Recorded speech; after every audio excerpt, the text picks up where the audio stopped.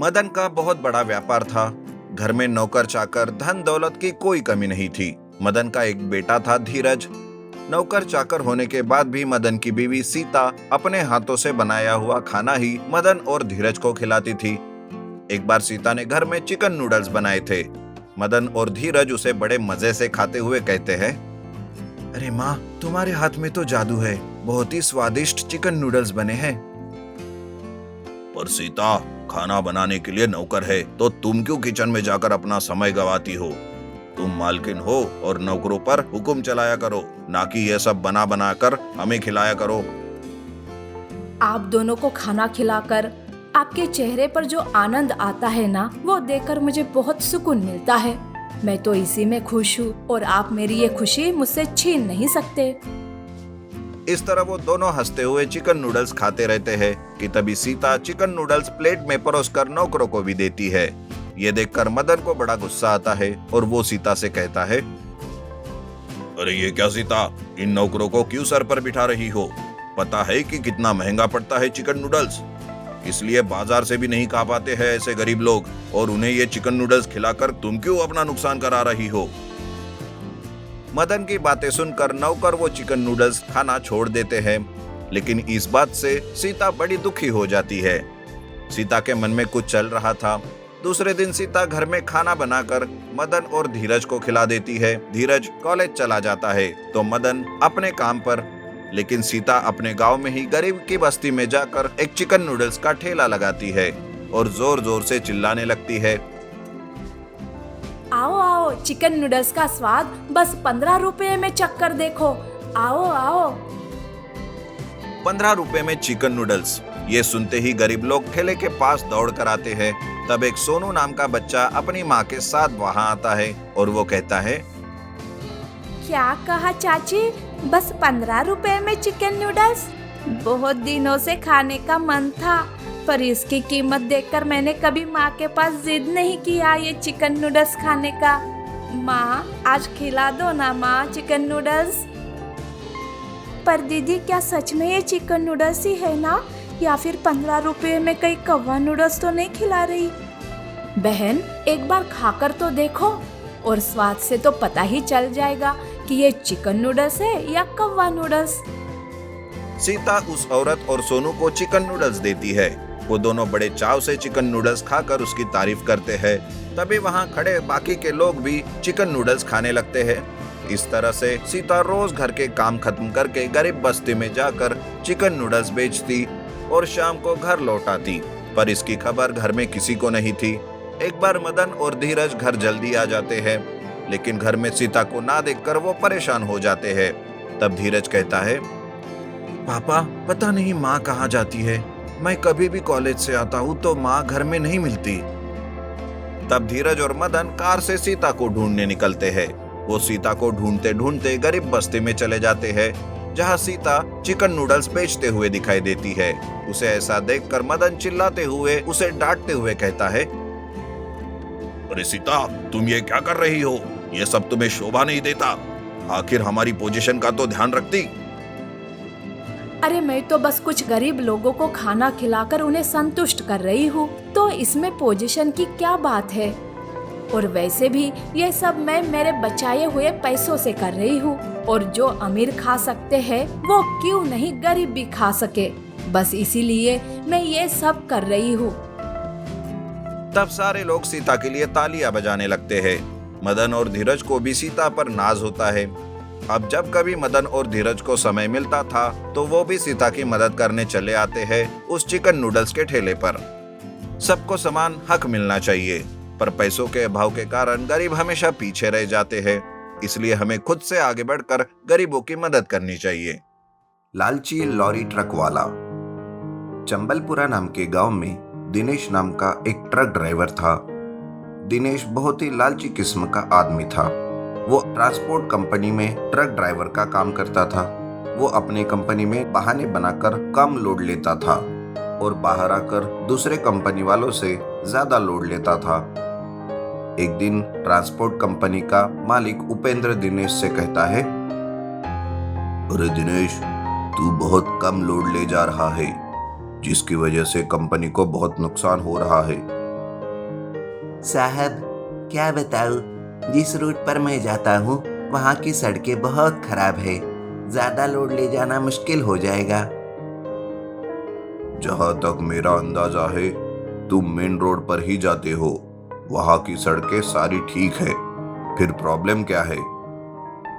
देखिए साहब, अगर आपको मुझ पर विश्वास नहीं है तो ठीक है, आपकी मर्जी, लोड डाल दीजिए, फिर बाद में मैं कुछ हो गया तो इसका जिम्मेदार नहीं हूँ, कह देता हूँ। दिनेश ट्रक में कम लोड लेकर वहाँ से निकलता है और जो कोई भी ज्यादा पैसे देता वो उनका लोड ट्रक में डाल देता।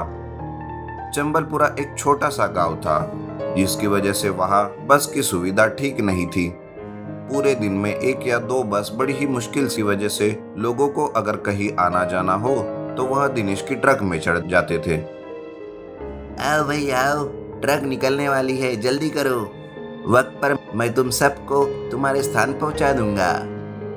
ये सुनकर एक यात्री कहता है, अरे भाई, पहले से ही ट्रक में हेवी लोड है और ऊपर से हम इतने सारे हैं, क्या ये ट्रक संभाल पाएगा? अरे ये दिनेश की ट्रक है, ये हेवी से हेवी लोड भी संभाल सकती है। ऐसा कहकर दिनेश लोगों को ट्रक में चढ़ाता था। लोग बहुत देर से बस का इंतजार कर रहे थे। बस ना आने की वजह से वो लोग थक कर दिनेश के ट्रक में चढ़ते हैं। दिनेश उन्हें हेवी लोड के ऊपर बिठा देता है और कुछ लोगों को अपने केबिन में। पहले कुछ दूर तक ट्रक अच्छे से चलने लगी, फिर थोड़ी दूर जाते ही हेवी लोड की वजह से उसकी रफ्तार कम होती गई। लोड के ऊपर बैठा यात्री देखता है कि सड़क पर एक लड़का साइकिल के टायर से खेल रहा था। वो लड़का उस टायर को एक लकड़ी चलाते हुए खेल रहा था। वो लड़का उस ट्रक से भी तेज चला जाता है। उसे देख यात्री कहता है, ड्राइवर साहब, ये क्या इतनी धीरे से चल रही है ये ट्रक? इसके सामने से तो वो बच्चा भी तेजी से निकल रहा है। अरे लगता है तुम्हें मालूम नहीं, slow and steady wins the race. हर वक्त जल्दबाजी ठीक नहीं होती। यूं जा रहे थे, 2 मोटे आदमी ट्रक को रोकते हैं। पहला आदमी कहता है, बहुत देर से हम बस का इंतजार कर रहे थे, पर एक भी बस नहीं आई, कृपा करके हमें गांव तक छोड़ दोगे?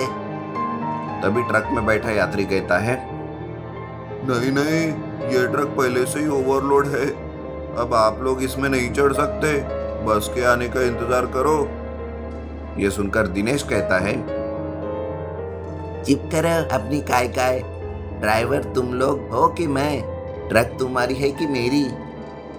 तुम्हारी है पर ड्राइवर साहब। परवर कुछ नहीं, चुप करके बैठो, ज्यादा होशियारी बताई तो सबको यही उतार दूंगा, समझे? ये सुनकर सारे यात्री चुप हो गए। दिनेश उन 2 मोटे आदमियों से कहता है, देखो तुम दोनों साइज में डबल हो तो पैसे भी तुम लोगों को डबल देने पड़ेंगे, समझे? अगर मंजूर है तो चलो, वरना तुम्हारी मर्जी।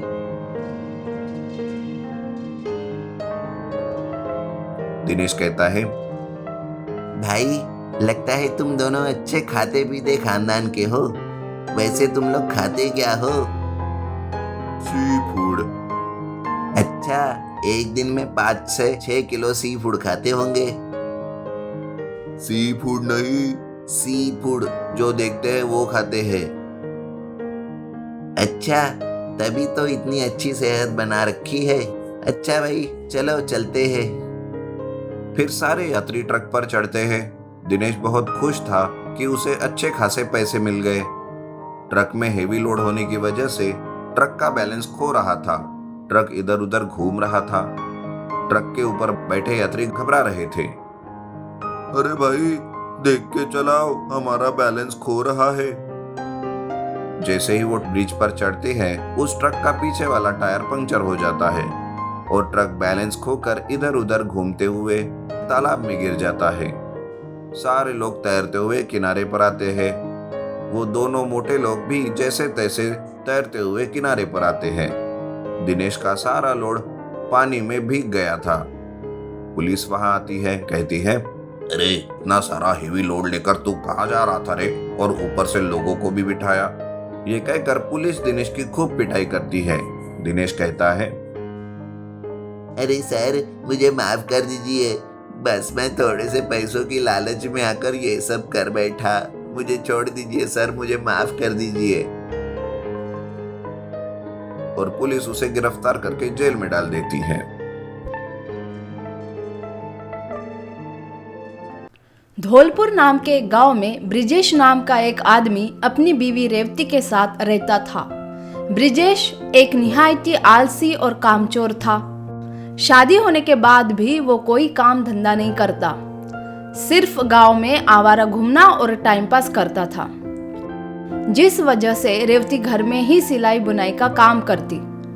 लेकिन एक दिन ब्रिजेश को खटिया पर लेटा देख रेवती उसे कहती है, अजी सुनते हो, ये कब तक आराम फरमाते रहोगे आप? कुछ काम धाम भी करो, या बस मेरे कपड़े सिलाई के भरोसे जिंदगी गुजारने का इरादा है आपका? अरे बाबा, तुम्हें क्या लगता है मैं काम नहीं करता? अरे तुम क्या जानो, मेरा एक बिजनेस है अंडे का। अच्छा जी, अब झूठ भी बोलने लगे? वाह वाह, क्या बात है। देखो जी, मैं पहले ही आपको बता रही हूँ, मैं किसी भी दिन आकर आपका बिजनेस देखूंगी, और अगर कुछ गड़बड़ दिखी ना तो समझ लो मैं चली अपने मायके।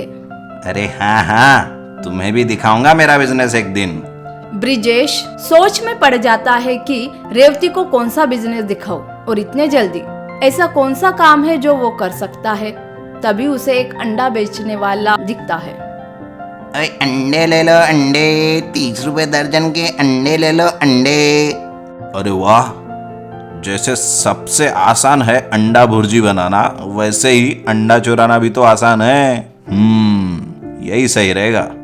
ब्रिजेश सुबह सुबह दिन निकलने से पहले उठता है और गांव में घूमकर जहां पर भी मुर्गियां दिखे उनके ठिकाने पर जाकर अंडे चुराने लगा। वो दिन में कम से कम 50 अंडे चुराता और पास के गांव में बेचने लगा और पैसे कमाने लगा। एकदम अचानक से ब्रिजेश के पास पैसा देख रेवती ने एक दिन पूछा, अजी सुनिए, मेरी सहेलियां और पड़ोस वाले अब पूछने लगे हैं आपके काम के बारे में कि आप क्या काम करते हो, लेकिन मैं नहीं बता सकती हूँ कि आपका अंडे का बिजनेस है, क्योंकि हमारे पास ना ही मुर्गियां है और ना ही अंडे। तो बताइए मैं क्या बोलूं उनको?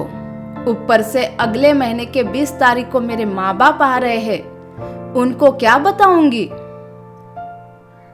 ये सुनकर ब्रिजेश थोड़ा डर जाता है और मन ही मन में बोलने लगता है, अरे बाप रे, लगता है रेवती को भी शक हो गया। इसे अगर पता चला कि मैं गांव की मुर्गियों के अंडे चुराता हूँ और दूसरे गांव में बेचता हूँ, तो ये उसी दिन मुझे छोड़कर अपने मायके चली जाएगी। तभी रेवती से वो कहता है, अरे रेवती, तुम परेशान मत हो, उनको भी दिखा देंगे मेरा बिजनेस। अभी बस बोलना कि दूसरे गांव में अंडा फ्राई की दुकान चलाता हूँ, बस फिर सब चुप हो जाएंगे। दूसरे दिन ब्रिजेश फिर से अंडे चुराता है और पास के गांव उसे बेचने जाता है। अंडे बेचकर वो वापस आते ही रहता है कि उसे एक ब्रेड ऑमलेट वाली की दुकान दिखती है। वो उस दुकान के पास जाता है और उसे कहता है, अरे भाई, मैं एक अंडा बेचने वाला व्यापारी हूँ, क्या तुम मुझे ये ब्रेड ऑमलेट कैसे बनाते हैं ये सिखाओगे? और अगले महीने 20 तारीख को ये दुकान किराए से दोगे? बदले में मैं तुम्हें 50 अंडे फ्री में दूंगा और कभी भी जरूरत पड़े तो भी अंडे दूंगा। हाँ हाँ भाई, इसमें कौन सी बड़ी बात है, मैं अभी सिखाता हूँ। वो दुकान वाला ब्रिजेश को ब्रेड ऑमलेट बनाना सिखाता है और वादे के मुताबिक ब्रिजेश उसे दूसरे दिन ही 50 अंडे फ्री में दे देता है। लेकिन एक दिन ब्रिजेश के पड़ोस में रहने वाली एक बूढ़ी औरत रेवती से कहती है, अरे सुनो रेवती, पता नहीं कैसे लेकिन मेरी मुर्गी के अंडे कुछ दिनों से गायब हो रहे हैं। रात को मुर्गी अंडा देने बैठती है और सुबह जब जाकर देखूं तो अंडा गायब रहता है। मुझे कुछ समझ नहीं आ रहा, ये क्या हो रहा है रेवती? अंडे की चोरी होने की बात सुनते ही रेवती को ब्रिजेश पर शक हो जाता है और वो तय करती है कि ब्रिजेश सुबह उठकर क्या करता है उसका पता लगाएगी। तय किए मुताबिक वो रात भर ब्रिजेश पर नजर रखती है। ब्रिजेश सुबह होने से पहले उठता है और मुर्गियों के अंडे चुराने लगता है और रेवती उसे देख लेती है। 20 तारीख होती है। उसी दिन रेवती के माँ बाप उसे मिलने उसके घर आते हैं। रेवती ब्रिजेश को फोन करके बताती है और जल्दी आने के लिए बोलती है। दूसरे दिन रेवती और उसके माँ बाप ब्रिजेश की ब्रेड ऑमलेट की दुकान देखने जाते हैं। ब्रिजेश उनको ब्रेड ऑमलेट बनाकर खिलाता है। उनको यकीन हो जाता है और वो अपने गांव चले जाते हैं। ब्रिजेश घर पहुंचता है। रेवती उसे कहती है, देखो जी, मुझे सब समझ आया कि आप अंडे का कौन सा बिजनेस करते हो। वो दुकान भी आपकी नहीं है, उसी गांव के बनवारी लाल की है। आप दूसरों की मुर्गियों के अंडे चुराते हो और उन्हें गांव में बेचते हो। अगर आपने ये सब बंद नहीं किया तो मैं कल ही अपने मायके चली जाऊंगी, समझे आप? मुझे माफ कर दो रेवती, मेरे आलसपन की वजह से मैं ये करने लगा, लेकिन आज से पक्का मेहनत करूंगा।